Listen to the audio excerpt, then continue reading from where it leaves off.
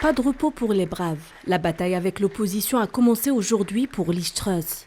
Une entrée dans le vif en pleine tempête économique et sociale, provoquée par l'envolée des prix de l'énergie et une inflation généralisée.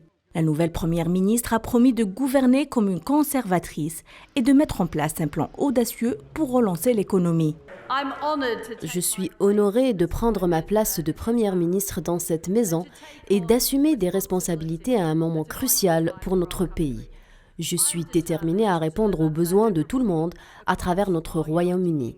Je travaillerai de manière constructive avec tous les députés de cette Chambre pour relever les défis auxquels nous sommes confrontés. Pour appliquer son programme axé sur les baisses d'impôts, Liz Truss nomme un gouvernement. Il s'annonce très conservateur. Pour la première fois dans l'histoire du Royaume-Uni, 3 postes clés du cabinet seront occupés par des fidèles, mais également par des personnalités issues de la diversité. Kwasi Kwarteng, ami et voisin de Liz Truss, fils d'immigrés ghanéens, est nommé ministre des Finances. Suella Braverman, d'origine indienne, hérite de l'intérieur. Elle aura pour mission gérer le dossier des traversées illégales de la Manche. James Cleverly, dont la mère est originaire de Sierra Leone, devient chef de la diplomatie. Thérèse Coffey, considérée comme l'une des plus proches de Liz Truss, nommée au poste de vice-premier ministre pour former avec elle le premier duo féminin à ce poste dans l'histoire du pays.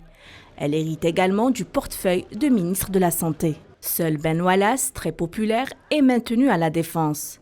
La formation des équipes ministérielles devrait prendre quelques jours. La 3e femme de l'histoire du Royaume-Uni devrait se jeter dans la gueule du loup afin de pouvoir sortir le pays de crise. Lors de son premier duel avec le chef de l'opposition, Liz Truss a promis d'annoncer des mesures clés dès demain, mais exclut de taxer les compagnies énergétiques pour les financer.